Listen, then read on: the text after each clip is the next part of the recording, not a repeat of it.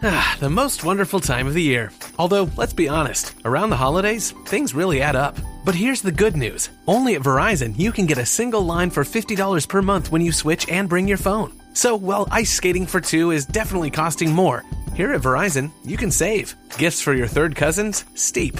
A single line with Verizon? Not so steep. A real tree? Pricey. A single line with Verizon? Less pricey. Flights to see Meemaw and Pops? Those are up. A $50 per month single line? That's down. Even a trip to the Atlanta Holiday Market will cost you more. But with Verizon, you can switch and bring your phone for just $50 per month for a single line on unlimited welcome, with autopay plus taxes and fees. All this to say, during the holiday season, when everything is costing more, you can get more for less right now at a local Verizon store. $15 monthly promo credits applied over 36 months with a new line on unlimited welcome. In times of congestion, unlimited 5G, 4G LTE may be temporarily slower than other traffic. Domestic data roaming at 2G speeds. Additional terms apply.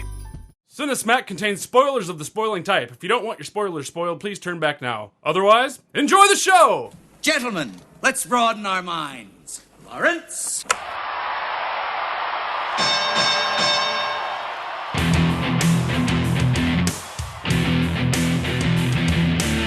Ladies and gentlemen!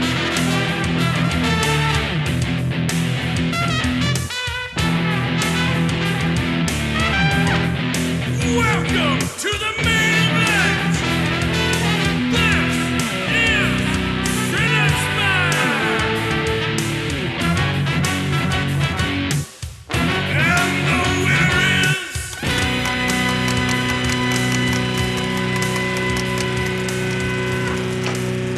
Hello, Cinesmacketeers, and welcome to About 122 of Cinesmack, the podcast about films by filmmakers. I am your intrepid host, Kyle Fine, and my first hosting stint. Hopefully this doesn't crash and burn.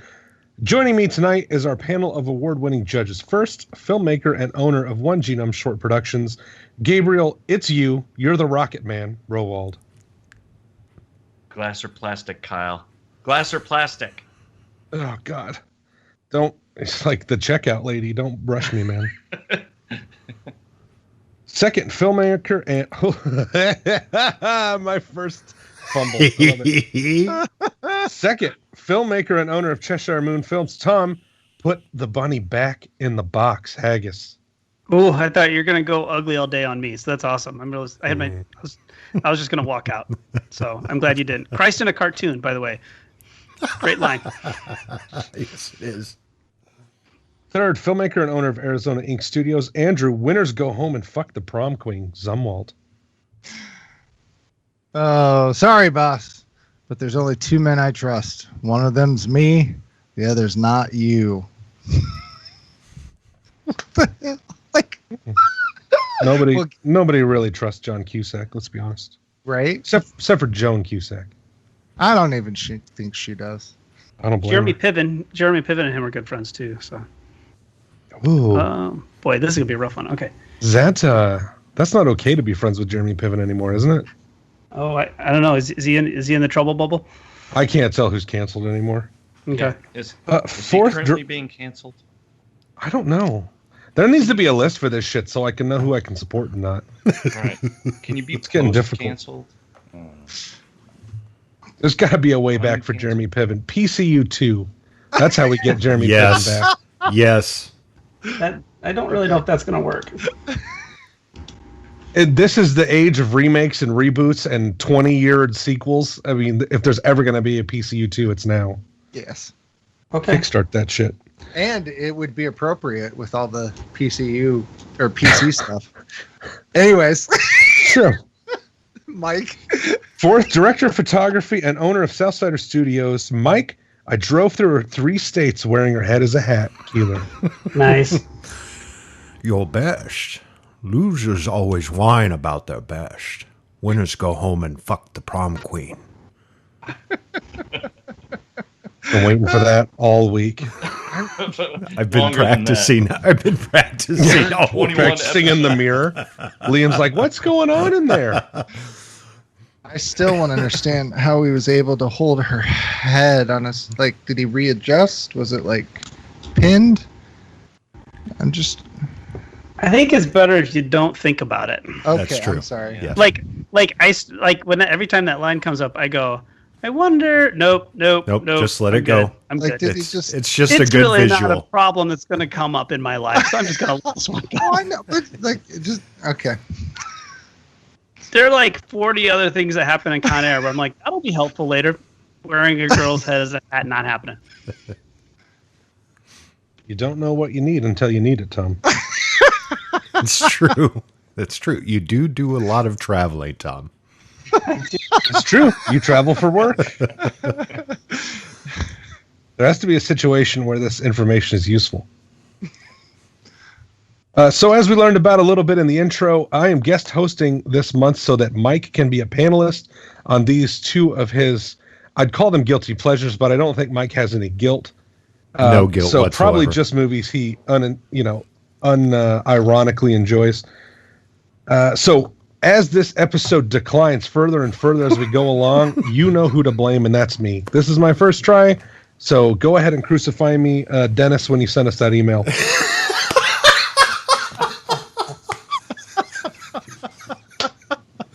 So I think we're ready to get started. Let's poke the monkey and find out what we're talking about. Ladies and gentlemen, U.S. Rangers and Chemical Super Freaks, welcome to the main event. Tonight, we are hosting our first ever cage match, as Nic Cage will be taking on Nic Cage, who will make it home with their bunny, and who will take a needle to the chest. In the first corner from 1997, written by Scott Rosenberg, directed by Simon West, starring Nicolas Cage, John Cusack, and John Malkovich. Con Air! In the second corner, from 1996, written by David Weisberg and Douglas Cook, directed by Michael Bay, starring Nicolas Cage, Sean Connery, and Ed Harris, The Rock. Two cages enter, one cage will leave. And that takes us to our first category, which is writing. I'm very excited to do this category because I think one of these movies was written a lot better than the other. And that is coming from the very shallow place of which movie is more quotable. And I think, as you noticed in our open here, where we all thrown out our quotes, I may have counted wrong, but I think it was like 5-1 Con Air quotes to Rock quotes. No, 2. There were 2 Rock quotes. So I feel that Con Air is it's a much better story, and The Rock just kind of, I don't know, I just don't feel like it really goes anywhere, and it's a lot harder to kind of get a handle on like their task and, you know, where all the missiles are, and do they have to smash the chips or just remove them, and if they don't smash them, like, I don't know. So I thought it was kind of convoluted, and I don't remember who directed The Rock, but he did not do a very good job of telling the story very well, but we'll get to that. But Con Air, on the other hand, it's this, you know, it's like we say, like back when we were talking like Harold and Kumar, some of the best stories are these simple point A to point B movies and the obstacles they run into, and you know, can they stop the criminals from stealing the plane? It's that simple. And yeah, I feel like the dialogue in Con Air is so ridiculous and so funny, but it never takes itself so seriously. I mean, it knows what it is, and I mean, my wife quotes Con Air more than she probably should. So, and I'm not ashamed Examples? of it. What's that? Can we get examples? We can't be in the same room as a bunny without her saying, "Put the bunny back in the box." She absolutely loves that line. So, What's in the box? it's a bunny. It's Bunny's head, actually. Yeah. From Big Lebowski instead of Raton. Anyway, sorry, rat hole. So anyway, I think I think Con Air is a the dialogue's better. It's ridiculous, but it doesn't really kind of get in the way of what's going on, and that's I just in watching these two movies, I hadn't seen The Rock in a long time. Con Air, I did actually watch 2 weeks ago, and then I watched it again today, and it's just a better movie because the actors and directors stay out of the way, but that starts with the script, where the script just kind of has a lot of fun, but not in a way like The Rock does, where it's being too cute by half. It's campy. Con Air is very campy, and I think that's part of its charm. So, yeah, I think I agree with you overall, but I have two problems with Con Air. I felt like they didn't know how to end it, and the whole thing where the plane crashes in Vegas, and then they all of a sudden now we're on a fire truck. They ended it 3 times. I know. I felt like they didn't exactly know how to end it. They're like, oh, well, we have these cool sequences we'd like to do, but I don't know how to end this thing exactly. And I thought they did a lot better character development in Con Air. But they have the problem of having such a large ensemble. They have so many characters to develop, you just don't have time to do it, very deeply. And even so, I think they did a better job than The Rock, in my opinion. We didn't know a lot about the characters in The Rock. I just didn't feel like they were very well developed. And to me, The Rock was basically like a whole bunch of like lengthy action scenes strung together with a few of these character development things. Like, okay, well, we'll talk about these characters briefly, and then okay, action scene. And I just didn't feel like there was much to the plot. Honestly, it didn't really. There wasn't much to it. It's just like they take Alcatraz. We try to stop them. Few action scenes, and we're done.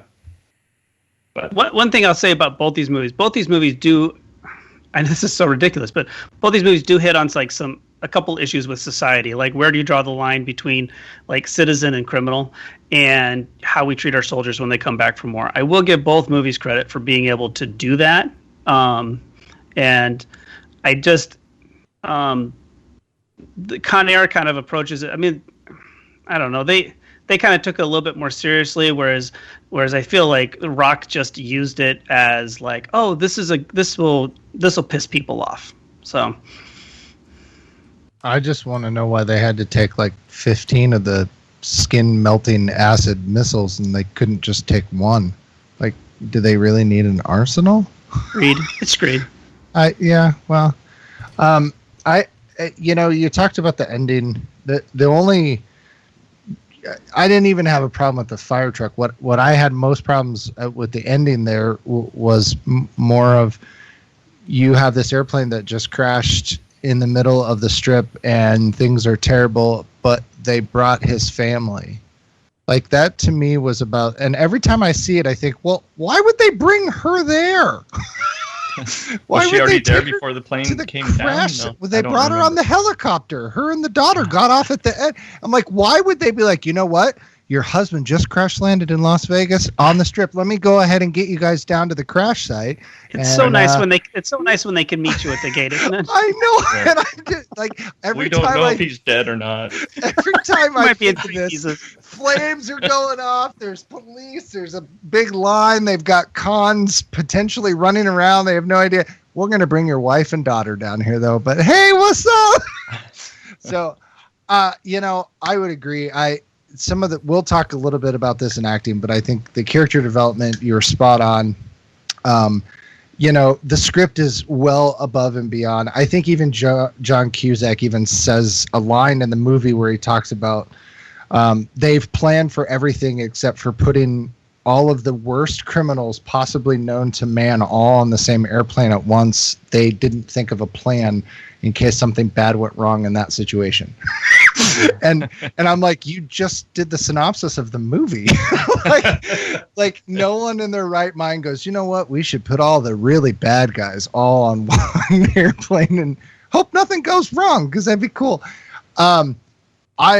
I thought that the way that they actually built and developed most of like the action and the build-ups, I felt that they were designed better.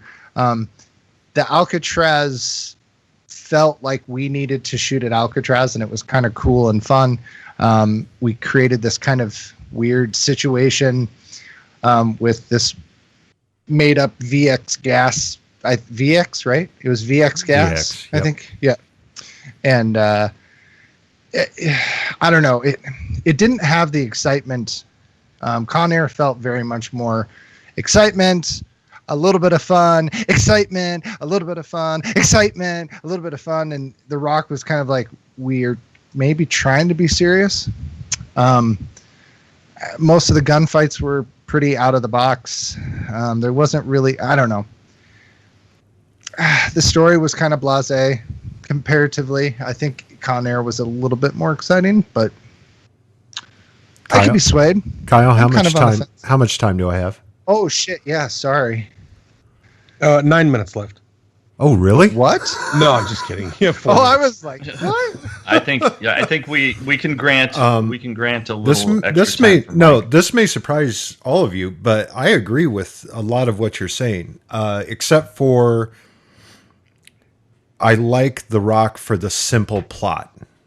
Right? You have this nerd that's got to go with this badass, and they've got to stop a bunch of bad guys with rockets. And it's the whole point, film. Correct. And the whole point of multiple rockets is in case one is taken out, they still have others that they can launch. Right? You got to think like a military person. You got to think like someone that's done it.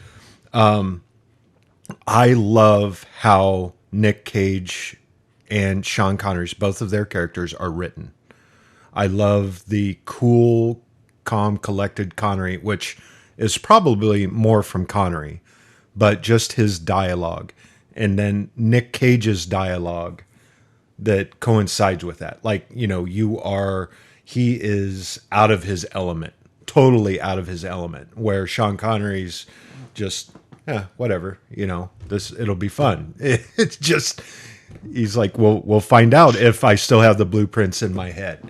I was down there for 3 days, right, in the dark. Like, and I love the fact that it does bring light to how the veterans are treated. And also, I like the fact that Hummel is not, he's a bad guy to a point, but he's not going to actually...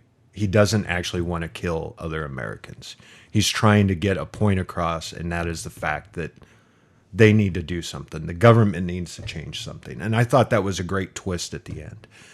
And we'll talk about that acting when we get into acting. Con Air, I was starting my sophomore year in college to become a U.S. Marshal when this came out. So I loved John Cusack's character, right? And I will say this. I think there are more quotable lines from Con Air, and there are, I think it's more fun, right? It's more, there's more comedy in it along with the action, where The Rock is somewhat a little serious at times, and there's the action. But you do get great comedy moments, like the streetcar driver. when he's like, we're going down, everyone out. He's my baby. Like, I don't know if that was ad-libbed. I'm guessing it was probably ad-libbed, but priceless, absolutely priceless. But as far as character development, I mean, you see Stanley confront his fears, and he's trying to do right. He's trying to get to the missiles. He's trying to smash the chips. He's trying to make sure that they're inoperable. And he does that. and he has a wife and now a child that he's got to think about. Like, he's going into this fish out of water situation, and he's got that on his mind the entire time. And then, you have Connery, and he's thinking about his daughter, and he's been locked up for how many years? I think it's great that they, at the end, they give him his freedom. They say that, he blew up with the thermite. All right, we're going to stop it there. We ran over a little bit, but that's okay. Con Air has a montage. Mm-hmm. It has a rock. Montage. It has a Rocky montage. It does have a Rocky montage. In prison. Yeah, like the whole beginning is like the first 7 years of the story is a montage in about 7 minutes. Well, you got to fast forward through the boring parts. Even Rocky had a montage. All right, guys, let's put it to a vote. Tom. You're muted, Tom. Con Air. Sorry, I was going to see if you could read my lips. On a podcast? Okay. Boy.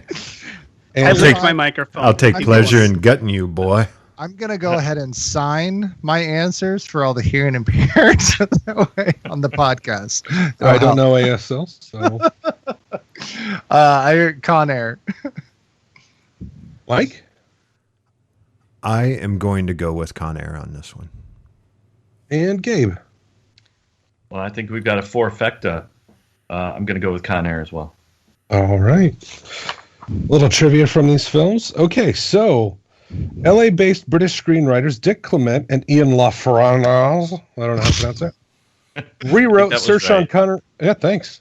Rewrote Sir Sean Connery's dialogue and ended up rewriting a lot of the dialogue in The Rock. It said that Jonathan Hensleigh, Aaron Sorkin, and even Quentin Tarantino have uncredited screenwriting on The Rock. No idea if that's true or not. It'd be interesting to pick out, like go through and listen to some of the lines and say, oh, that sounds like Quentin Tarantino, or that sounds like someone else. The San Francisco, with him singing the San Francisco song in the shower, has to be Quentin Tarantino. Maybe. Him playing guitar with his shirt off. Yes. The funny part about that is I felt like I felt like they had a bunch of lines that they thought would be really cool, but they didn't know where to apply them. They didn't know where to put them in. And all of a sudden, you got this wacky line, that's kind of memorable and quotable, but it doesn't really fit. Like what?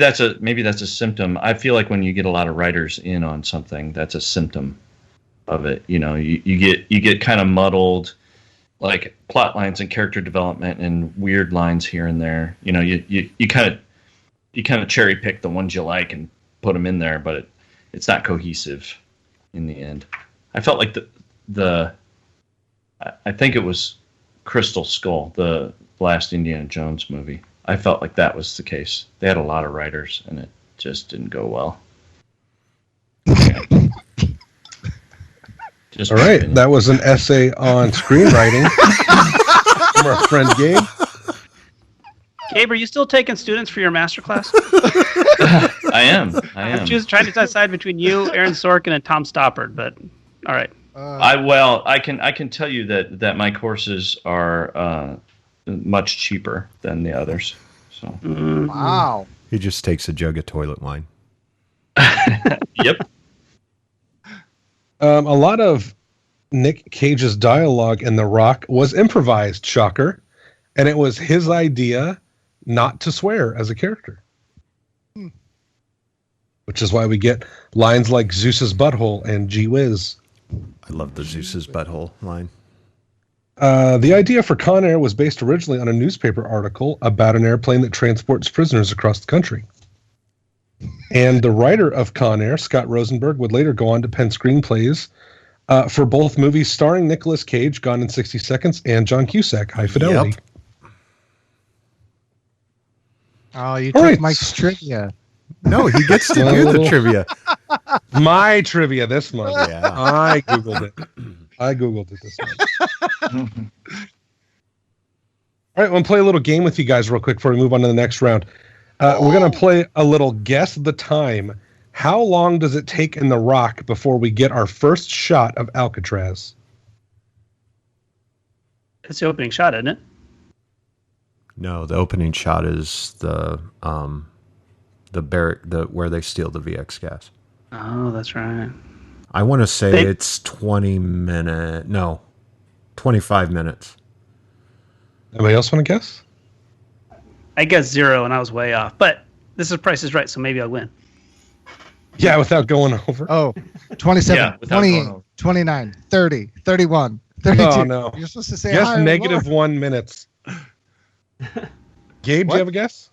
Yeah, I'll go. 17 minutes.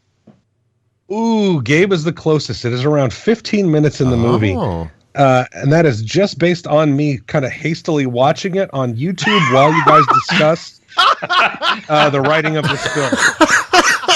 And that was the first time I saw it. Thank you for paying okay. attention. That's great. How long into Con Air does it take before we see Cameron Poe? Right? Is that right? Sounds Yes. wrong. Nope. Yeah, Cameron Poe. How long into Con Air until we see Cameron Poe in prison? 8 minutes. 10 I minutes. was going to say, 5. Yeah. 7 minutes. 5 minutes and 41 seconds. Wow. From Doesn't take opening logos to Nick Cage in prison.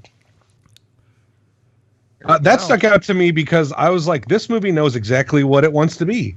It's not fucking around. It takes 5 minutes to get him to prison. Yeah, that's true. Right, And I will that's give it important credit for that. to move the plot forward, but it's not a major. It's Shawshank Redemption. Get him in prison. We want him there as soon as possible. Right, we don't. And that need is to- the yeah, last time Con Air and Shawshank Redemption were ever discussed in the same place. Except for a Wikipedia article called American Cinema in Prisons. That's Gabe's next masterclass. Right, I'm working on it right now. You're writing the Wikipedia article? Okay, cool. How to hand carve film out of soap. My dissertation will be referenced in the Wikipedia article. Oh, okay. Nice. No higher honor.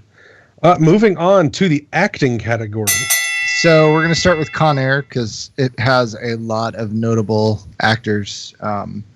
And probably one of my very Name favorite. 10. What? Name 10. Name 10 actors? Yeah, you probably could. That was a joke. Never mind. Oh. Ooh, I can. I was It's not a contest, Mike. Without looking at IMDb. I was gonna say that one of my very favorite actors, John Malkovich, is in it, and I love that man. He plays evil, he plays quirky, he plays goofy, and in this movie, he has some of the most weird lines. He's just an evil person, and he just comes across as this clean, calm supervillain almost, and it's just magical. I love John Malkovich, and he does a fantastic job in this movie. Steve Buscemi is creepy as hell, and they work really hard to set him up as not just, they bring him in the mask and the straitjacket, and they put him on the dolly, but then for probably 50% of the movie, he's sitting in a pool talking to a little girl, and they set that entire scene up and make him even creepier. And he does such a fantastic job at it. Nicolas Cage is Nicolas Cage in this movie. He is gruff. He is calm. He has this hidden inside magic to him that he can all of a sudden become a badass and then immediately return back to this kind, gentle soul. He's really good at these parts. He's really good at those type of acting. He's done it a lot, and I can't fault him for it. His southern accent, all I could think of was it was Forrest Gump. It's Forrest Gump. It was very Forrest Gump, and then Bubba was his cellmate, and I was just because when I saw, so I rewatched it, and I was like, "Oh my God, that's Bubba!" I was like, "This is Forrest Gump." So, other than that, I mean, it is. And then John Cusack is always a weird hothead. And I don't know if there's anything that I really like pinned down and I say I really like John Cusack in. He's just weird. I don't know what it is about him and what he does, but I don't know. Ving Rhames is Ving Rhames. Dave Chappelle. There has to be some trivia behind Dave Chappelle being in this movie. Like, it seems such a random, like it was the Muppet movie and Dave Chappelle was like, well, can I have a cameo? This is before he made it big, by the way. I know. Yeah, this had to be early, yeah. Yeah, I mean, it just seemed really, I don't know. He was great. He is awesome. He's hilarious. It's just really, like, it's not something I expect. The first time you see it, you go, oh, that's Dave Chappelle. It's just a unique movie for Dave Chappelle to be in. I'm not saying he did a bad job. Danny Trejo is awesome. He always plays, the mean, gruff guys. There's no one actually that I can say in the movie that was terrible besides John Cusack, because I don't really like. He's terrible in my opinion. But let's shift over. What you guys can rebuttal and go crazy, and I want to give you the opportunity. We're gonna go back over to The Rock really quick, and I just want to say that watching Sean Connery, I think Mike said it. He is that cool, calm, collective. It's not the normal Sean Connery that you see of the. He has everything put together to where he's like the 007 secret agent badass. He just is this really calm, powerful person in a shell, and he does a really good job of pulling that. And let me tell you what, if you've never seen The Rock, at least watch it to see Sean Connery with 80s rock and roll hair and a big beard and just this nomad kind of look to him that you think he's going to a Led Zeppelin concert or even ZZ Top. He's fantastic. And I know it's Sean Connery and, yada, yada, yada, but he does a fantastic performance, almost upstaging most of the other characters. And I just think it's Sean Connery. Ed Harris is, I think Ed Harris is pigeonholed to play the same type of character in all the movies that he plays. He has this very gruff, dad-like, kind of overarching kind of persona that he plays. Armageddon, he did it. He did it in The Rock. There are numerous other ones where he's kind of the dad, and it really reflects.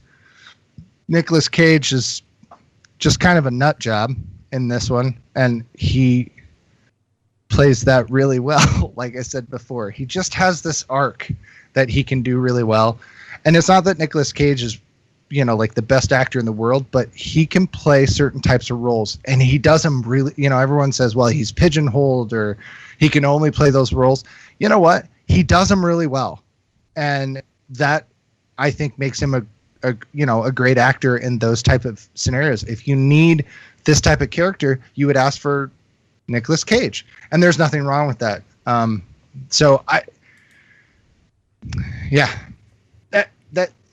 Go ahead. I'm gonna pass it up. People at the bottom, go.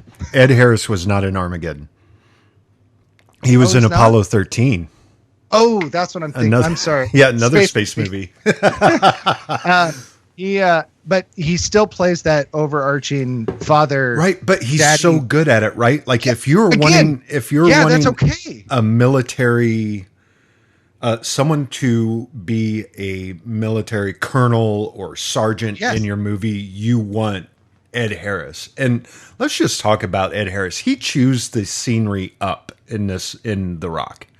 Like he is just chewing on every corner that he can.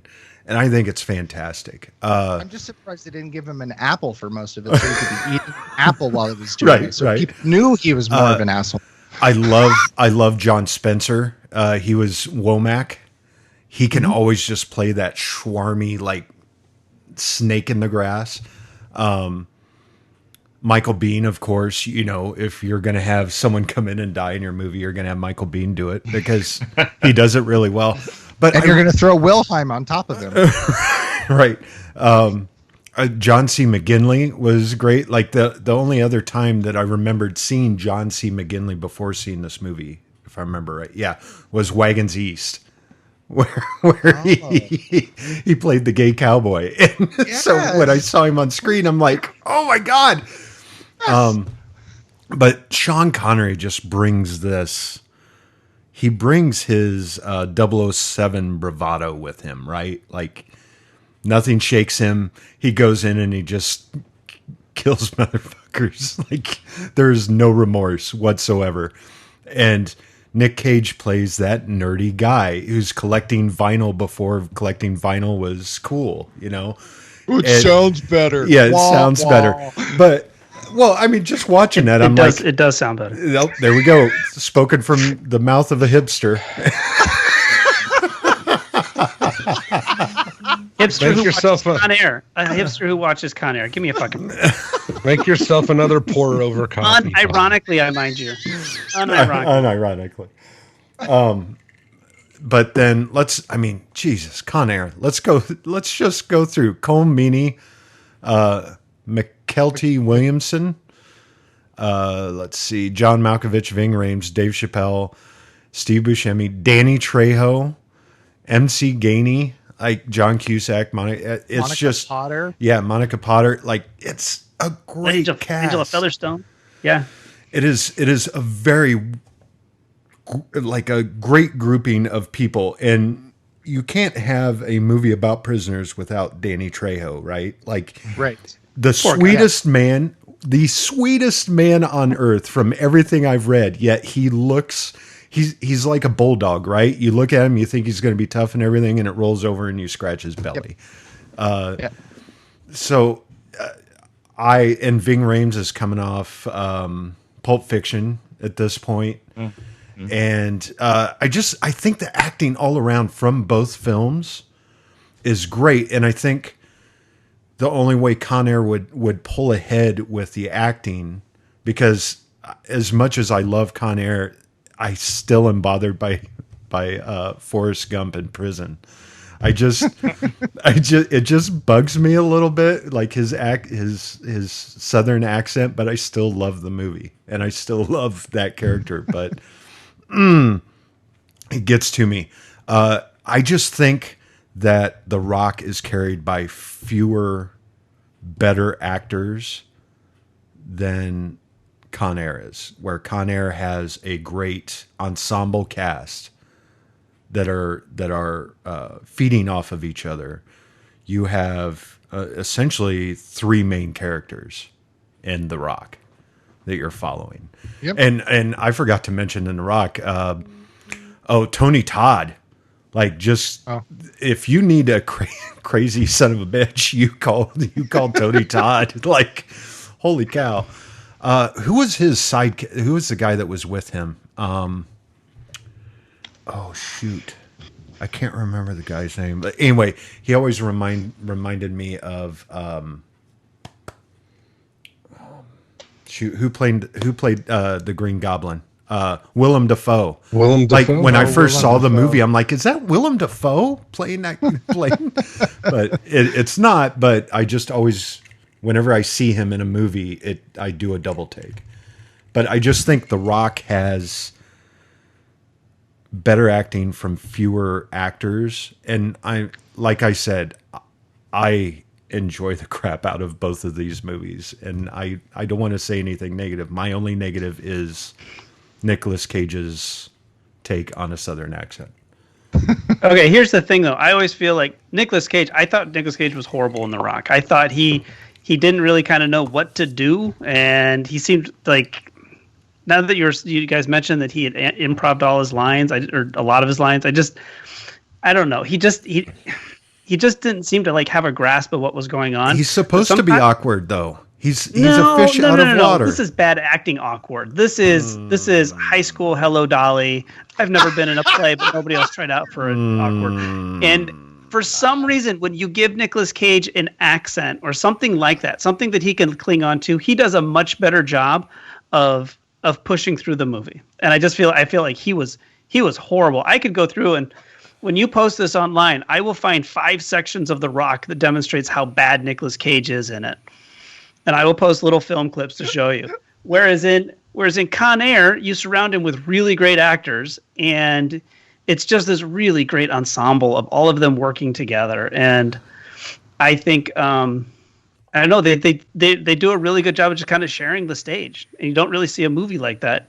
I guess Knives Out is one of those that was kind of like that, where it's just a lot of superstars all together. So, well, The Expendables comes to mind. Yeah, we're over. Our good time, movies. by the way. Good movies. Did Michael Bay then decide after Con Air that, you know what, Nicolas Cage improved everything, we can do this for Armageddon? Oh, don't even get me going about it. I no, but I mean, I'm just curious, where did the seed get planted? I think it's always been improvisational lines. I think it's always been planted. I mean, look at his first movie, Bad Boys. This is his second movie. The Rock is his second movie. So look at Bad Boys. You have Martin Lawrence and Will Smith. Guaranteed there were a bunch of ad libs. Yeah, but that's because they're clever and funny. Are you saying Nick Cage is not clever and funny? No, but I'm saying that, you look at Armageddon and you put some of those people together and you're just like, you guys will figure it out. And it seems, and maybe we need to talk about this. Yes, we'll talk about that. I'm getting ahead of myself. Yeah, we're way over. We're way over. The difference. So summing up the characters. Hey, I'm leading this show. I'm leading that show. Gabe didn't get to go. What? Gabe didn't get to go. That's because you guys talk too much. I said 2 things. Gabe, give me 10 words that exemplify your feelings on these movies. Nicolas Cage is really up and down. And I want to know, through all his performances, I want to know, what one of your favorites, which one is one of your favorites of Nicolas Cage's performances? Not just exclusively to these movies. We can do that after we get done voting. That's fair. Oh, boy. Yep, that's fair. Okay, so let's put this to a vote. Gabe. Con Air for me. Andrew. Sean Connery really makes this hard because, damn, he's a good actor. But John Malkovich pushes me over, so Con Air. Mike. The Rock. Tom. Con Air, because Nicolas Cage was good in that one. So, after everything we've said about characters, doesn't it seem that both of these movies actors were picked for very specific type of roles because that's what they're good at playing? Mike said it multiple times. I have some trivia about that. Oh, see, what a great lead-in. I'm an awesome co-host, Kyle. Nick Cage took the role in The Rock as a challenge because people thought he was too eccentric to be an action star. And he wanted to prove them wrong. What? 3 times in a row. 3 times in a row. Yeah. Really? Yeah, that's what I read. It's on IMDb. It's probably not true. No, I don't picture him as anything. Okay, interesting. Well, it's because he proved us wrong. This was before all that. He proved us wrong. Yep. Okay, so for The Rock, this movie marks the 3rd time Michael Biehn has played a Navy SEAL. The first was in The Abyss in 1989, and the second was in the movie Navy SEALs in 1990. Ooh, Navy SEALs. Aliens. Hold on, Gabe. Hold on, Gabe. Jesus, Gabe. He also played a colonial Marine corporal in Aliens 1986 and was a TechCom soldier in The Terminator 1984. Like I said, if you need someone that can play a soldier that dies well, you get Michael Biehn.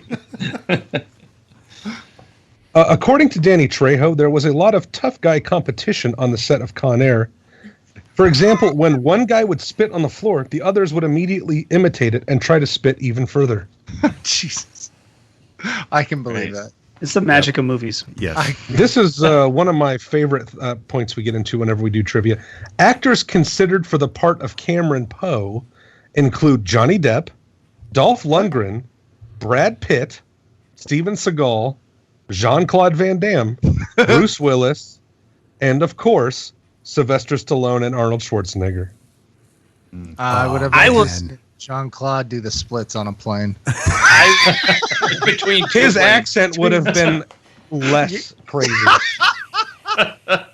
I will tell you that this movie is so solid, you could put any of those guys in there and it would still be great. Oh my God, you're off your Nicolas fucking Cage rocker. does not make or break Con Air. You're Con off Air your is great on so many different levels than just Nick Cage. You're off your rocker. I will tell you, I'm not. Nicolas Scoreboard. Cage adds something to Con Air that you couldn't get with other actors, hands down. Right. He was cheaper than all those guys.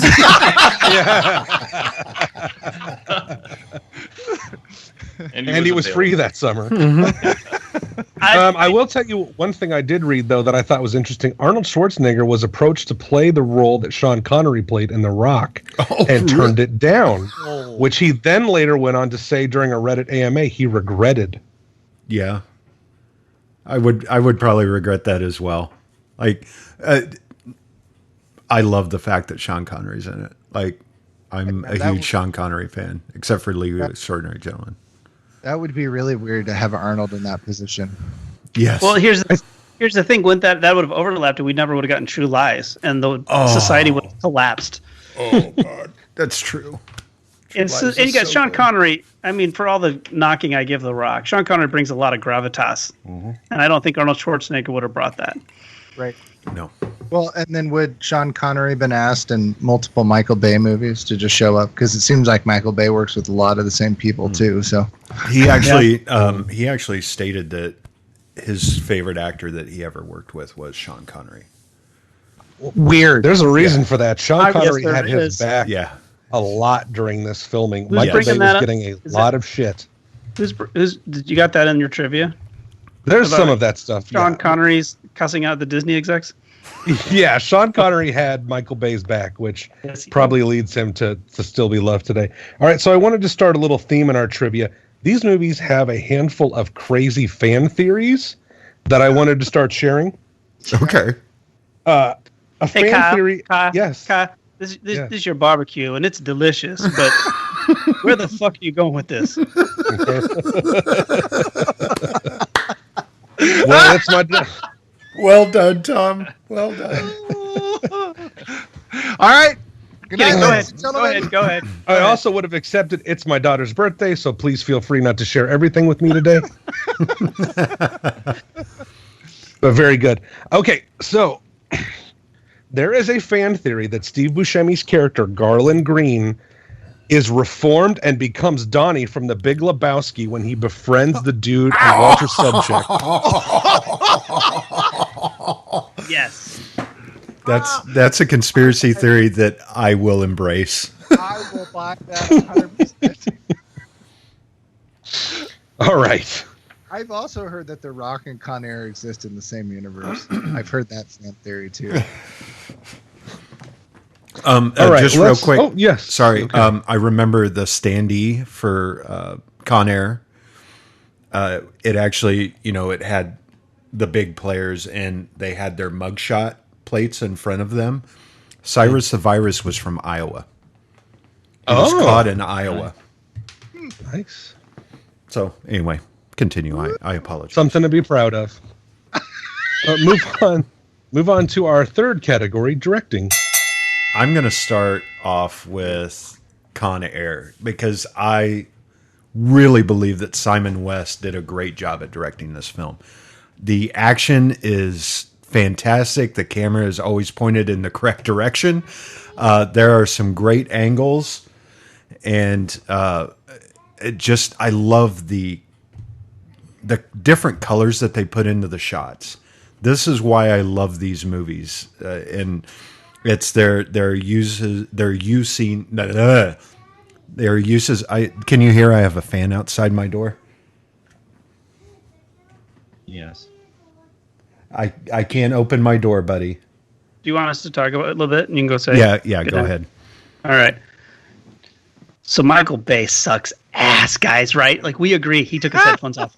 He fucking blows. He's such a bad director. His shots can't last more than 2 minutes or 2 seconds, because if they did, you'd see how fucking horrible his shot was. Well, he covers everything up with explosions. God bless his fucking editors, right? That's all he does. I know. Oh, well, What a we're frustrating job. Explosion. Panning, explosion. How did that blow up? There was a rat there, and we made the rat blow up because it was running. And seriously, like, how hard would that be to edit if everything is a dolly shot, or you know what I mean? Like, and they're going different directions all the time, and we're dollying in and we're dollying to the left, and we got to cut that together. And how does that work? That would be so hard. I have no connection of where the 180 is. I don't know who's on what side. Oh shit, room. he's back. He's back. He's back. Michael Bay is great. I love him. He's the best. I wish You can go to hell, Tom. You can go straight to hell. I know what you were saying. Just me. It's just me, is it? It's just me. I was talking about how great Michael Bay is, like how hard it must be to direct shots 1 second at a time. I'll hand it back to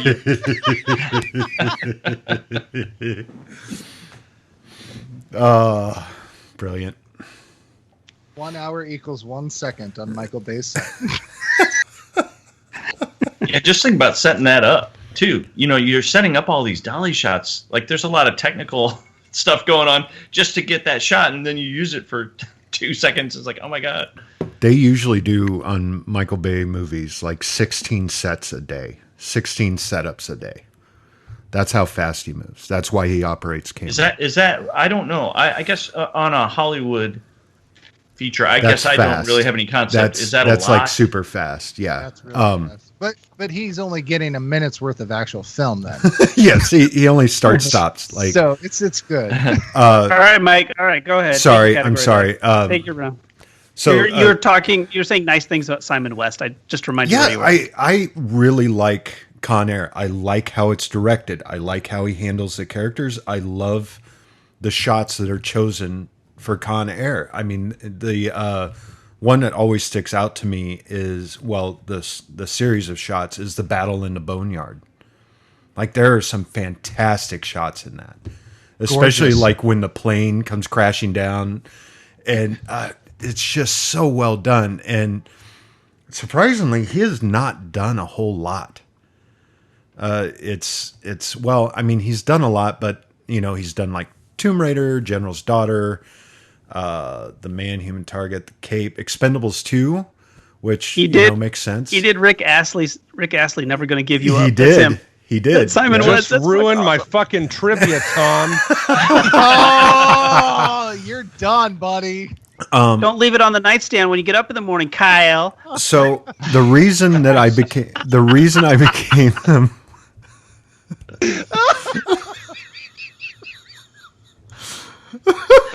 Who's too tired now? All right, sorry, Mike. Go ahead.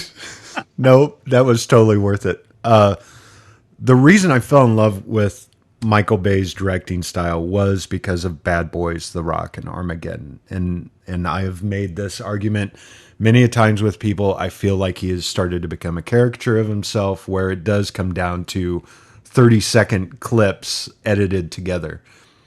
And I feel like he does take his... You can tell what's going on in these shots. And when he has to be quick cutting, he quick cuts. And in my opinion, no one can direct a car chase like Michael Bay.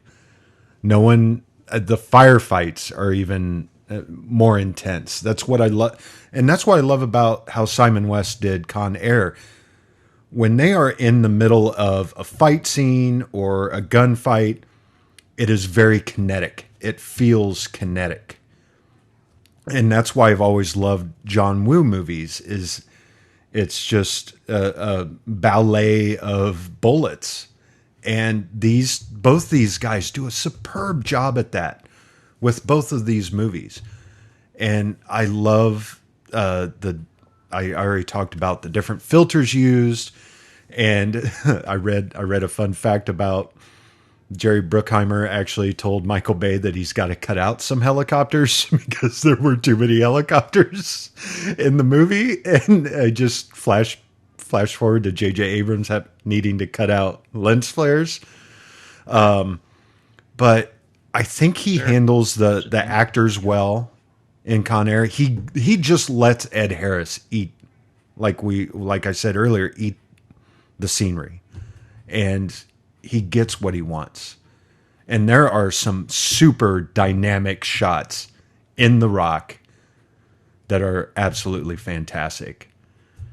So that's all I have to say. I want to give Gabe a chance. He's been awfully quiet. Sorry, I just wanted to say, I'm sorry, Kyle. I didn't mean that. It's too late now. You can't put the genie back in the bottle. Okay, sorry. If you rubbed it the right way.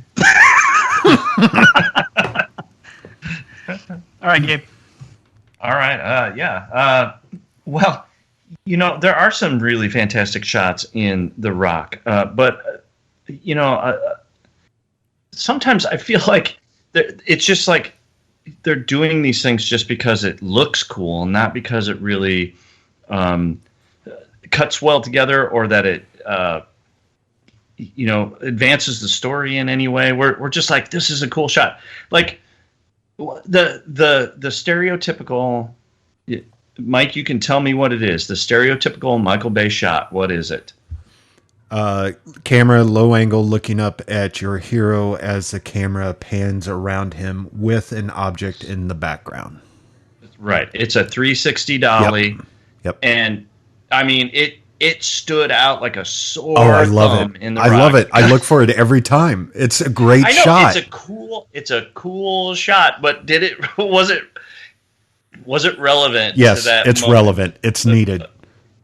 And it's like, where's he standing up from? Because Nicolas Cage, he's kind of out of frame, and the camera's like dollying around, and all of a sudden he stands up and does this like really like he's getting out of dramatic the car. look, and the camera goes around him. It's like, where is he standing up from, and how did he get there, and what is going on? Why this shot? And it is cool, but I'm just not sure that because it's cool it works. You've got to curate that stuff a little bit. I said, it adds dynamics to the shot. Very dynamic, and it's Michael Bay's signature, and it's his move.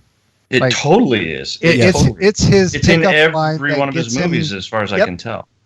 This is how he gets to take home girls. It's the move. Right. Okay. Wow. Well, I mean, it's you like Mike said. He looks for it in every movie because we know it's going to be there. Like it's, right. So can you argue though there are other directors that have a very specific signature, and maybe it's not as obvious as Michael Bay's, but I can't fault him too much for that. But yeah, other directors have a signature shot. Sure. Yeah. Now, one thing that can be said is that there's no problem with pacing in these movies. The pacing is almost too chaotic. It's like, oh my God, slow down for a second. That's why it's a great action movie. That's why it's a great action movie. Yeah, I would seriously. The pacing is just, it starts and it never stops. I don't. And sometimes it's like, holy shit, how much story did we go through? Like we were talking earlier, with Nicolas Cage going, to jail in the first 5 minutes of Con Air. It's like, how much story did we go through in the first 10 minutes? And that's not a criticism necessarily. It's that there's something to be said to be able to create that kind of pace all the way from shooting through editing and maintain it. You've got to have that pace in your head the whole time, and I give them a lot of credit for being able to do that. So the pacing, and we got to give credit to the editors in this case too. The pacing is just really absolutely. I think, and I think that helps you, like for instance, a good example with Con Air is it makes you feel like you're a part of the action because you're on that plane, it doesn't stop. Busting through it. Echo. Somebody's echoing. I can still hear it. I can't hear it anymore. It's gone now. And in The Rock, it's the same way. You are jumping from character to character, and you're never like staying with just the bad guys or staying just with the good guys. It is always pivoting between the three main stories that are going on, and it just always keeps moving.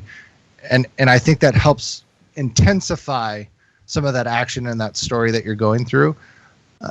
I see your points of a lot of movies. They have those moments where you want to slow it down. Everyone needs to catch their breath. I think it would have broken the line of Succession in both of these movies, because these movies needed to start the truck and keep on going until everything is done and demolished, and then we have the happiness at the end. Yep. And I think you needed it. And maybe that's why these are such good action, crazy, intenseful movies, because that action never ends. You throw in some really great actors, some funny lines here and there, and you have two crazy movies that are just damn fun to watch. I mean, it's really what it boils down to. Maybe we're bleeding a little into overall, but they did a really good job. Both directors are good at doing those type of things. I don't know who the choreographers for some of the fight scenes are. I don't know if we talk about that much in directing, but I know we talk a little bit about editing. But one of the things I don't like about a lot of fight scenes today is you get lost. It's 7 people fighting, and it's just big quick cuts here and there, and shooting, and the good guns and action and blackness, and then all of a sudden your person stands up, and that's it.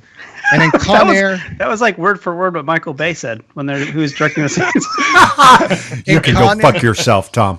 And then Nick, and then it's all dark, and then you stand up. Con Air has did a really nice choreography of a lot of their action sequences, a lot of the fights that happen where you don't get lost, you know what's going on. And you got to give kudos to a lot of the hardworking stuntmen and the choreographers that do some of that stuff, because they did a really nice job of it. I still don't know what the writers were thinking when they believed that 10 men could pull a 700,000-pound airplane out of the sand. But other than that, yeah, it fits with the logic of the rest of the movie. All okay, right, so we've hit our time limit, so let's wrap it up there. Yes. What? I didn't know. You want the last 30 seconds? No, I think look, Michael Bay did something pretty well, but I don't want to take last word. It's fine. It's cool. Let's just vote. All right. Tom. Hang on a second. Let me think about this. I really need to weigh the pros and cons here. I said something when Mike was off for a second. I said some really, really nice things about Michael Bay, but it's not enough to sway me. Considering the source. So I'm gonna say Con Air. Oh, what a swerve! Hey, just when I write Michael Bay, I put little hearts for the eyes. I just spell it in my head. Okay, that makes sense. There's only one. Those are just actually like little butts, right? Yes, face down, ass up. Gabe. Con Air. Mike. The Rock. Oh. Shocker. Yeah. Andrew. Would you like some peanuts or pretzels with my Con Air vote? Got a good one for you. It's called "I'll Never Make Love to a Woman on the Beach Again." or "No More Steak for Me Ever." Yeah, I won't either. Lots of sand, badness. I hate sand. It's coarse and gritty, and it gets everywhere. Okay, directing. So I'm not going to be mad at Tom for taking my trivia. I'm going to do what a good host does, and I'm just going to pivot slightly and change a few of the numbers. So, director Simon West was also the director of a 1987 music video that, as of 2021, has over 130,000 views on YouTube and over 1.5 thousand likes. That's right. He directed Mike and the Mechanics' Everybody Gets a Second Chance.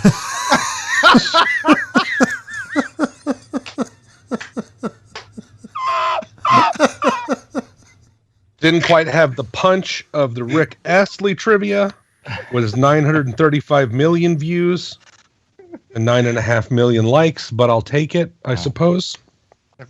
See, now I feel bad. That pivot was so. I feel really bad. He doesn't feel bad. Don't believe him. I do feel bad. Look at me frowning. If you guys could see me, you could see how I'm laughing tears.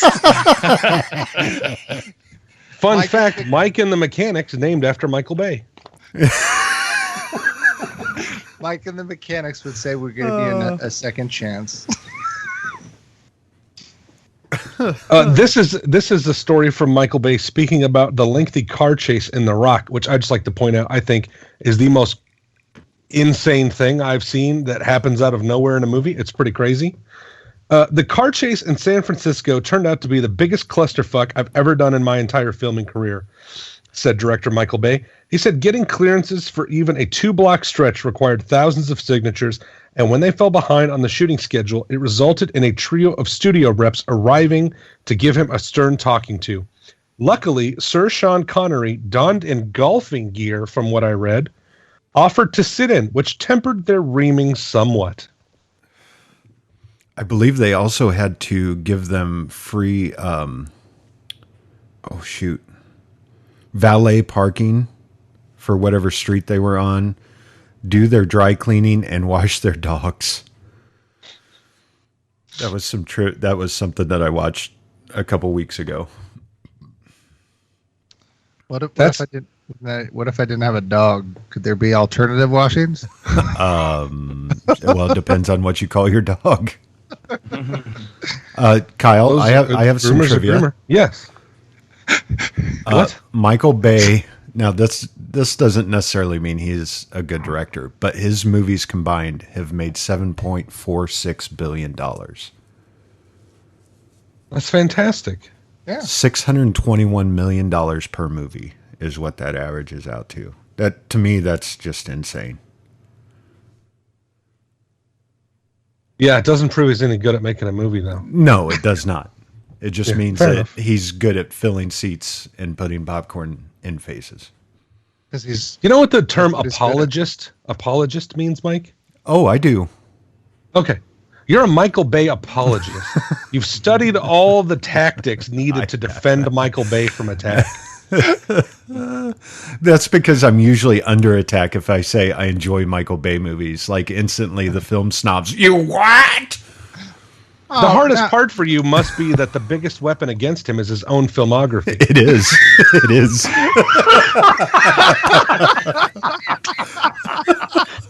Wow. Well done, Kyle. Well done. And that's the last time Kyle was on the episode. If Any you're episode. talking about an entertaining movie, Michael Bay does entertaining movies. And again, Look, Bad Boys 2, those are entertaining films. They may not be the greatest films. He used to make entertaining films, and they started making Transformer films. So no. See, again, I'm sorry. Again, we've talked about this before. You don't go to Transformers for the stories. You go to see Giant really robots. awesome CG robots blow shit up, break down the cities, do crazy stuff, and see how awesome it is, and then see how skimpy he can get some non-actress model that he found off the street that is from Victoria's Secret or Playboy, and how less of clothing he can get her in, and what kind of shots he can get on her and still get a PG-13 rating. Somebody get me Megan Fox's non-union equivalent. I want Megan Fox, but 20 years younger. Once again, I remember that Transformers 2. Oh, yeah. That she walks up the stairs the entire No, that's 3. audience. Oh, 3. When That he was follows the- her ass up yeah, the that was the stairs in the blonde. negligee, Yeah. the entire theater went, oh. Well, some of us hardcore fans went back for Shia LaBeouf, all right? So Yeah. we're not all perverts. All right, let's move on to our final round overall. Oh boy, I think we've discussed a lot. I have one weird thing I want to discuss about that I noticed in particular with these movies. Maybe it's 90s movies. I don't know. I want to talk about movie posters a little bit. So both of these movies have posters that feature the main actors' faces very prominently. And then their names are up above. But the names do not line up with the faces. Do you know what I'm... Yes, Does anybody find that confusing? Where there's a picture... I noticed this today. You what? I noticed this today. There's a picture of John Malkovich, and right above his head it says Nicolas Cage. Yeah, it's really weird. On The Rock, the one I'm looking at for The Rock, it shows pictures of Nicolas Cage, Sean Connery, and Ed Harris. But above them, above Nicolas Cage, it says Sean Connery. And above Sean Connery, it says Nicolas Cage. The only one that's right is Ed Harris. But I don't understand. I know there's all kinds of,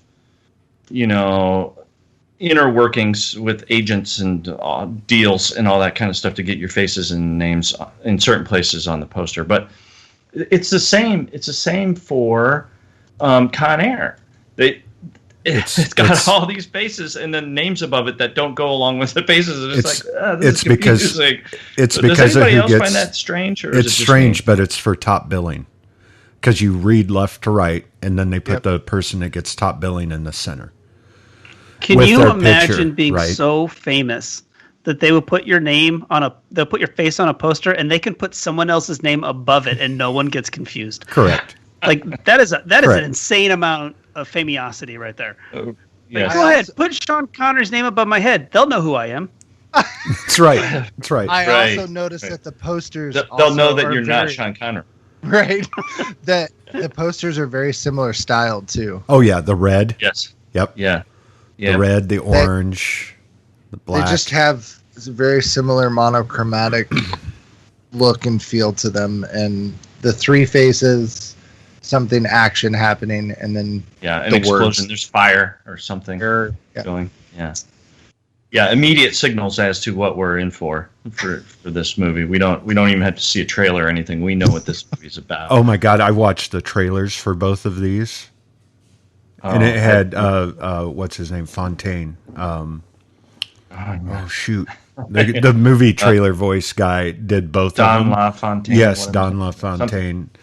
Oh my God, like I just have to say, trailers, top tier trailers have gotten way better. Except there's a certain problem now where they show too much of the movie. Yep. Yeah.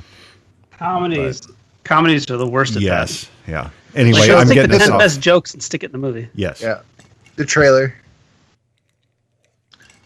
I just thought we had never really, we talk about various things in this category, such as music. We can talk about music too. There's definitely some interesting stuff with the music going on, but we hadn't ever really talked about movie posters before. And I don't know that we've really talked about trailers before. That's kind of fun too. Careful about the music, Gabe. You don't want to step on more of my trivia. All I was going to say about the music was that The Rock was very patriotic. Yes. It was very Michael Bay. The horns. It was very over the top, melodramatic, patriotic. Now, I didn't hate the music. It fits. It works. But I was like, whoa, this is over the top. I'm trying to remember if I had any specific opinions about the Con Air music. Ooh, I do. I think I liked it, but I don't remember it being so over the top. I liked it. It worked. It worked. The Con Air theme is I great. can't dance to it, but Right. The Con Air theme is great. yes, it's very fantastic. iconic. Yes, it's very iconic, and I have to be honest. I think I only have like one track from The Rock. I have a couple tracks from Con Air, but I only have one track from The Rock. Is it Leanne Womack who sang the song? How do I live without you? How do I live? That's the wrong last name. It's the wrong last name. Leanne Rhymes. There you go. There you But go. it is not her version that is in Con Air. No. That is correct. It is not. Oh, all right. Well, Trisha it's been stuck in my Yearwood. head all day. Is Trisha Tom Yearwood. stepping on your trivia again? He's getting awfully close. Is Here, watch Trisha- yourself, counselor. Are we Watch talking yourself, about? counselor. Are we talking about Oscars? Is that what we're going to talk about? You stay About right Oscar? where you're at. I'm done. I'm backing away. You've already pissed in his Cheerios once. Let's not shit at him. I had to pivot to a Mike and the Mechanics reference. You know how hard that hurts me? It was pretty pathetic, dude. I'm sorry. Mike I'm and the sorry. Mechanics. One of the things I don't know. We skipped over. I really like John Cusack. I like John Cusack in like everything that he does, and so I actually think he's one of the reasons Con Air works for me. So Yeah. since we're So overall, okay. I just throw that out. I like John Cusack, and I'm not ashamed to say it. So should be. my question from before, I find that Nicolas Cage is kind of up and down, and I really like him in some things, and he's really awful in others, and I don't understand why. I don't know what that is, but just off the cuff, like what's one of your favorite Nicolas Cage performances? Minus these movies. Minus these movies. Well, you can if it's one of these, that's fine. Put it in there. I have to say, I'll Raising go. Arizona. Raising Arizona. Yeah, he's great in Arizona. Yes. Raising Arizona. I also think he's really good in. Ghost Rider. Oh, damn it! Ghost was Rider. just You were in going my to say head. Ghost Rider. I was gonna say Ghost Rider too. No, Matchstick Men and The Weatherman. Yeah, Those are two other movies that I like Nick Cage in. It's not anywhere in the same category, but he's pretty good in Leaving Las Vegas too. Oh, an adaptation. He's pretty good in adaptation. Yeah. Yeah. Raising Arizona and adaptation are the two, I'd say. Yeah. You're right. He is one of those actors that can produce a like 8 out of 10 acting performance, and then the rest of his career like solid 4s. And you're just like, this is Right. so bizarre. It is. They so just weird. cast him because he's Nick Cage, and like, go do Nick Cage things. That's why they cast him in Kick-Ass, and I have to say he fit really well as Big Daddy. He's great in Yes, he Kick-Ass. does. Yeah. He's fantastic in Kick-Ass. I also like National Treasure. I love National I Treasure love as well. that series. But It's so ridiculous. It's great. my go-to, if I was stuck on a deserted island, they're like, okay, you only have 3 Nicolas Cage movies that you can have for the rest of your life. It would be The Rock, Con Air, and Gone in 60 Seconds. Like, that's it. What Like, form of hell are you in that that's your choice? I'm fine with that. I'm absolutely fine with that. Jesus. I enjoy watching movies, just eating popcorn and having mindless fun. I think all 3 of those are mindless fun. I really enjoyed him in Willy's Wonderland. It's a newer movie, I know, and probably not a lot of people have seen it, but I've heard of it. I haven't seen it yet. he is fantastic in that movie, and he doesn't say one word in the entire movie. That could be why he's fantastic. No, actually, what's funny is like you expect like the ending for Nicolas Cage to say one of his gotcha lines that you're just like, he doesn't say a word. I'm not even exaggerating. But his fight scenes and his demeanor throughout the entire movie are fantastic and spot on Nicolas Cage, what you would expect from him. It is the weirdest story, and it is the most bizarre. It's mindless fun, and you kind of figure it out well before you get into this movie, but you know that it's going to be a blast. But So, all those so other did he ones not you guys- say a word in a Forrest Gump accent? he doesn't say anything at all. He's a producer on the movie too, but he doesn't have one line. And I wish I was exaggerating. It's fantastic. But This is an easy theory to say that this is Cameron Poe, again, years after his life has gone wrong, and he's lost his wife and kid, and now he's in Willy's Wonderland. I absolutely, yeah. I think it's a good theory because I could totally see it. He's great in Face Off. Isn't that another John Travolta? I thought they did a pretty good Yep, job John of like Travolta. imitating each other. Yeah, I thought it was I was fantastic. like, oh, that's kind of fun because it's Nicolas Cage pretending to be John Travolta, and it's kind of fun. Yeah. I haven't seen Mandy. Is Mandy any good? I heard good things about it. I I have. know Did you hear he about that plays buying records Unhinged. in your hipster shop? What? Jesus. What the hell? What's with this hipster shit? Where's this coming from? Just I giving only you watch crap. Mandy on Laserdisc. Because it's better. Because they can put more on the big disc. I want to get up and flip my movie halfway through. I like collect vinyl and Betamax. I don't collect Laserdiscs. I think Laserdiscs is an obsolete technology. The image is shit. So I don't know what these guys are fucking talking about. Don't listen to them. But you do have every HD DVD that was pressed. I have CDI by Philips. It's really good. I owned one of those. Yes, I did. The tennis game was fun. Like before God. You and I are probably the only two living humans I've ever met who owned a Philips CDI. Oh my god. Didn't they have Zelda? We got 1 and minute Mario? left. All right. Yeah, there was a Zelda game, and it was awful, by the way. It was all cartoony and animated, and it was just terrible. Yeah. Oh man. 50 seconds left. I think we're all out of steam. I think All we're right. all What out. about Wind all out. Talkers for Nicolas Cage? Never seen Wind Talkers. No. One day we'll do Wind Talkers versus Captain Mandy Landy. I don't know. Captain Caroli's. Captain Carell, James Gandolfini's mandolin. Mandolin. And Peggy Sue got married. Oh, yeah, Oh God, dude, there are no end to the amount of cage matches we could do. This is ridiculous. I love Fast it. Times at I love it. Ridgemont Smack. High. Doing Cage Smack. Come on. Gosh. He's All right, in let's Fast take- Times at Ridgemont High. Let's take this to a vote. All right, Mike, you're first. I'm going with The Rock. Wow. Okay. Gabe, Con Air.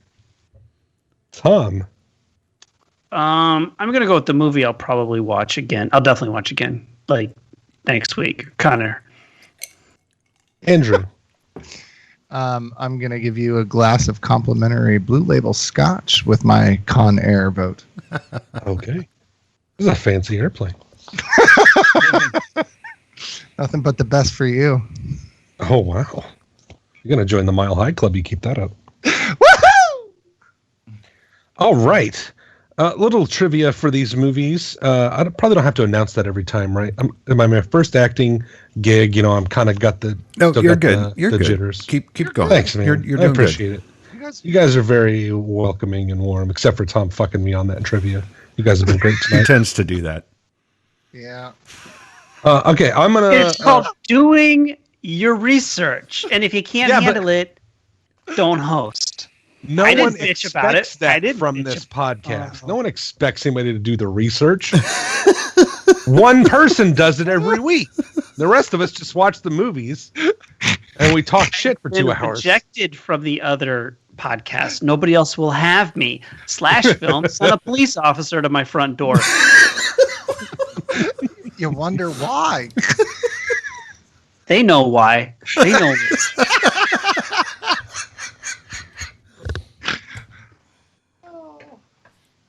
Dear Lord, Okay. I'm putting the poster together. Fuck, Nicolas Cage has a lot of hair in Con Air. I just need to say that. It should have been called Con Air. Yeah. Con Air. Man, if this movie was made a little later in the 90s, they would have done that parody movie, like Date Movie, yeah. and they would have made Con Hair. Diane Warren's ballad, How Do I Live, performed by Trisha Yearwood in Con Air, was nominated for both an Oscar for Best Original Song and a Razzie for Worst Original Song. It won neither. So it was just perfect, was right down the middle. Yeah, Yeah. most mediocre song. Yes. So while I was doing research on this, I found out that this song was written by someone named Diane Warren. And if you don't know who she is, you definitely know a bunch of songs she's written. She has written 9 number 1 songs, 32 top 10 songs, and 2 of the top 13 hits in the Hot 100's history. She's won a Grammy, an Emmy, 2 Golden Globes, 3 Billboard Music Awards, and been nominated for 12 Academy Awards. Wow. Wow. She has yet to win. Yeah. So even if you don't know who she is, you know a lot of songs she's written. Like Unbreak My Heart, My Heart Will Go On. Yeah, she spent a lot of time in my head. Yeah, she wrote Aerosmith's Don't Want to Miss a Thing. Don't want to miss a thing. Yeah. So she's a big deal.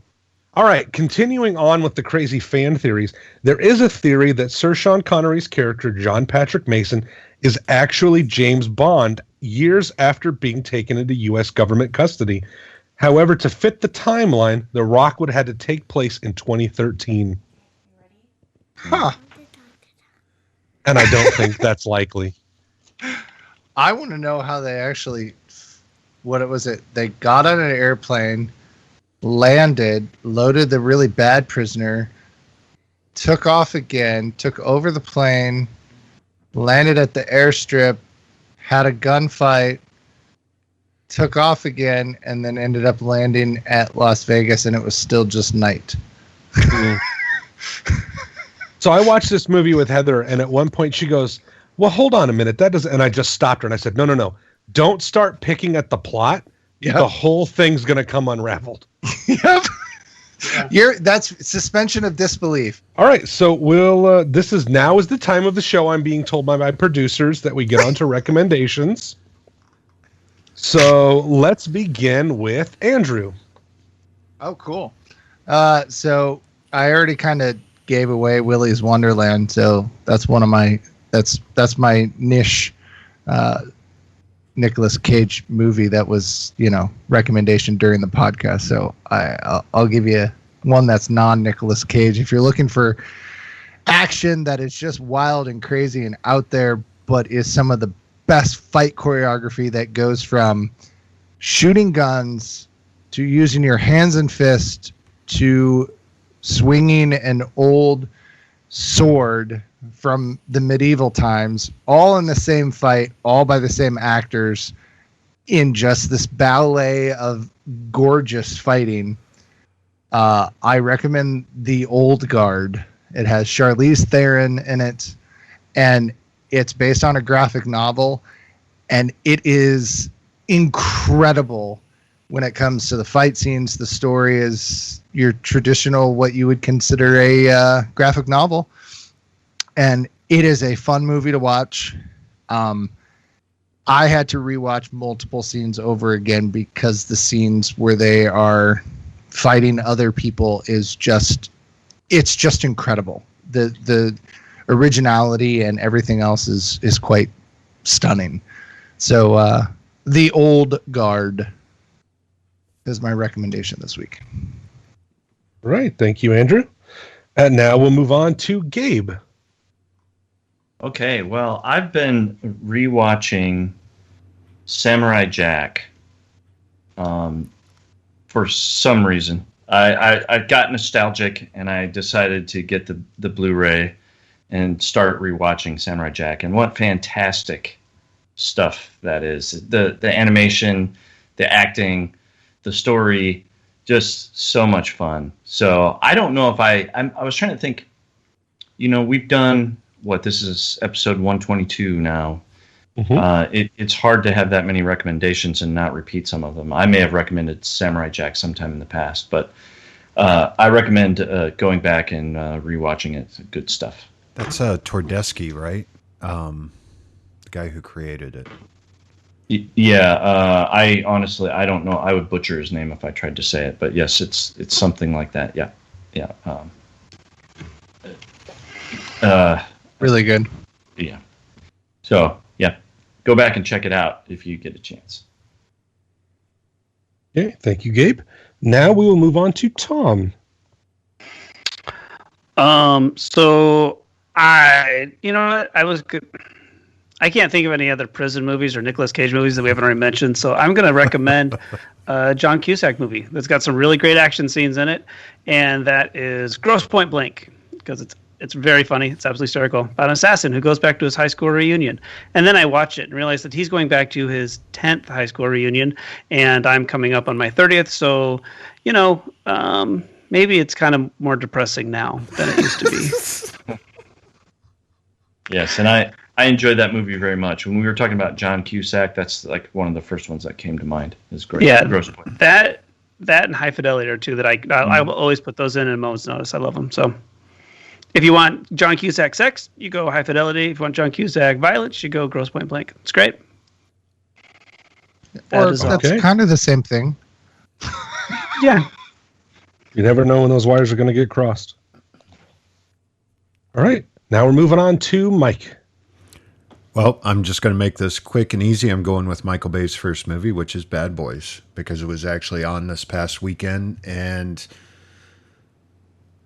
I haven't watched it in a few years, and watching it, it just has that 90s feel. Like, you know, you're in a room and someone just let the fog machine stay on overnight, and yet no one's smoking in it, and it's still foggy and the lights bouncing everywhere. I love Bad Boys, and to think that John Lithgow and Dana Carvey were originally supposed to be the two police officers in the movie is still mind-boggling to me. So weird. And how much it put Will Smith and Martin Lawrence like on the map for movies. It's absolutely insane, and I love it. So check out Bad Boys if you haven't watched it, and if you haven't seen it in a long time, rewatch it. It's great. They play off each other so well. What must it be like for Tia Leone? I always feel bad when people, you know, because Michael Bay has that Megan Fox like type. Right. Like, isn't it really a Tia Leone type? Like it doesn't really go back to her. Is it Megan Fox? Yeah. Just like the future version, you know, the next step down. So anyway, she should get more credit. Tia Leone. Yeah. Mm-hmm. I gave her a lot of credit through my 18 years. Yes. Made a lot of deposits. She was she was fantastic. Yeah. Married to David Duchovny for a while there. Ugh. It's really pitching down there. Yeah. Well, you're give her more credit. She's getting moldered or scullied. I don't know which one it is. She was getting foxed. Holy shit. Tia Leone was married to Fox Mulder, and then Megan Fox became... Oh, my God. There's something here. I'll be right back. It's a conspiracy. I smell another fan theory coming. Okay, so I'm going to stick with Mike. Not that I'm going to recommend a Michael Bay movie, but I'm going to recommend a 90s action movie that I liked, and it features a lot of the hallmarks of 90s action, namely Arnold Schwarzenegger, witness protection, a disc with secrets, an evil corporation, and yes, a railgun. And don't forget James Caan. 1996's film Eraser. Wow. Where Arnold Schwarzenegger plays a U.S. Marshal who is protecting Vanessa Williams, believe it or not. Because you're so divine. Just want to put your name on my rhyme. That's the one.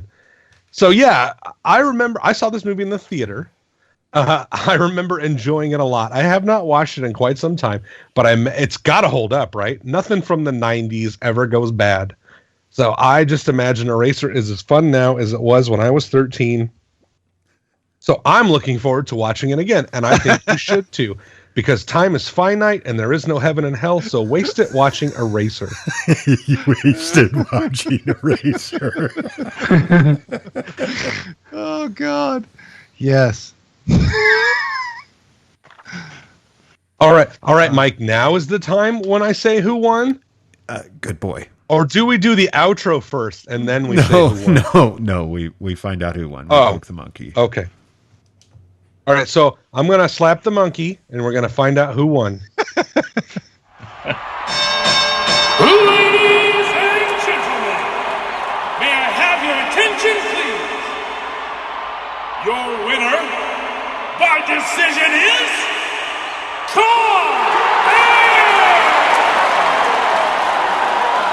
I don't disagree with that. I have to be honest, because I enjoy both movies so much. I'll tell you, if I was a panelist, I probably would have voted for The Rock in every one. I really would have. All right. I thought Con Air was maybe the most ludicrous movie I've ever seen. We're starting over. And I've seen Godzilla versus King Kong. Man, you know, these are some interesting movies. Con Air is a movie that I don't think is like any other movie. I can't think of another movie exactly like Con Air that has that tone. Yeah. You know, Tom just posted his new poster in the chat here, and it made me think of something that I didn't mention about The Rock. Why would they make a deadly nerve agent in a rocket that was so fragile? Like, this stuff will kill thousands of people. Let's put it in really thin glass balls that all bang together whenever you move it around. He mentions it. He calls it the string of pearls configuration. Right. That's right. Yeah, you'd think when you're coming up with an idea of this rocket, you're like, let's not do this part where if one ball detaches, possibly 12 fall. Yeah. Let's do that. Let's not accidentally kill ourselves configuration. Right. Yes. Right. Anyway, I thought of that when I saw the picture. Anyway. I'll pass you one little part of trivia before we go to the end. And what I am coining this should be the other way around piece of trivia. Sir Sean Connery signed on to this film after hearing that Nic Cage had been cast. Which seems crazy to me. Yeah. Because it should be the other way around. And that's been the first and last edition of That Should Be the Other Way Around trivia. Since it went over so well, I'll get right to the exit. I think Sean Connery went in and he was like, he goes, I'll call him Nic Cage. There's no S's in it, so people can't give me any shit. What's his name? Stanley Goodspeed? Oh, shit. Let's find a name that's got as many S's in it as possible. Oh, shit. Hey, at least he wasn't doing what Nick was it. Coppola? I love that though, where he's like, "I'm Stanley Goodspeed, but of course you are." Yeah, it's not the only James Bond thing he does in that movie. It's really funny. Exactly. Yeah. It's hey, great. real quick, was when they're doing? I always thought it was funny that Nic Cage was in The Rock was in first, right? Yes. And then Con Air. Yes.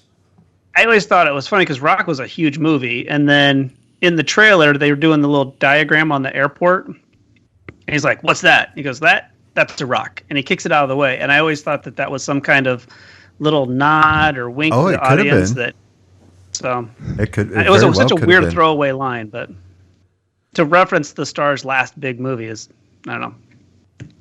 It very well could have been. And I killed the podcast. Go ahead, Kyle. End it. No, you could have had a nice deleted scene where Garland Green cuts that girl's face off, and that it's a face-off, which is an homage to that movie. To the movie that came out a few months after, I think. And then at the end, when Cameron Poe's alive, they leave Las Vegas. Where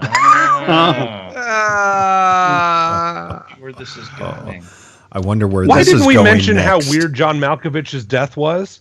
He gets on the back of a fire truck, is chased on a police bike by Nic Cage, who has no stakes in this game anymore, all right?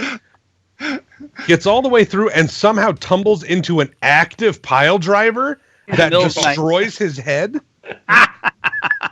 Absolutely ludicrous. That's why these movies are fantastic. He blows up Ving Rhames with a motorcycle. Yes. This movie is just action porn. It has no logic or sense or physics. Right. That is a great kind of death way where to they get their head smashed is in both movies. Because there's the part where the Sean Connery shoots the heater or air conditioner off the ceiling and smashes the guy's head. Oh yeah. Yeah. And then he's That like, part was- Yeah, but that's not the main That part bad was guy. that part was pretty hysterical. Yeah. You want me to kill him again? yeah. That was All right. Well, thank everybody for joining us. We would appreciate it if you could leave us a review on iTunes or whatever podcasting service you use. It helps us reach new listeners. If you like us, tell your friends. If you hate us, tell your enemies. You can contact us at cinesmech@gmail.com. Follow us on Twitter and Facebook. Just search Cinesmech. For June, we set sail on the ocean blue. Master and Commander takes on the Pirates of the Caribbean and a seafaring scuffle to see who will be crowned the nautical #1. For Gabe, Tom, Andrew, Mike, and myself, thanks for listening, and go catch a flick. People can catch me on Facebook and Twitter. It's not a big deal. It's cool. You can go out to catch these hands. ArizonaStudios.com if you want. I ain't doing plugs. I get paid enough to do plugs. Are we doing a group sing of How Do I Live Without Thee? How Do I Live Without You? How to for the live ending? without thee? The Christian version? It's a Shakespeare. How do I live without thee? Pray tell me. I said that. Oh, good. Take a little flurb and turn it into a big fucking thing. On a bummer note, Jesus, guys, that's fucking. How do I live without thee? God damn it! Shut up. That's great. Just change it slightly for Sunday school. Shut your face. Jesus, it's a song about I live without thee? That's pretty funny. It's even better, I think. What do you say we cut the chit-chat a-hole? This has been a test of the Southsider Studios podcast system. This was only a test. If this were a true lack of entertainment, your head would explode. Go to iTunes and subscribe to our feed. Just search Southsider Studios.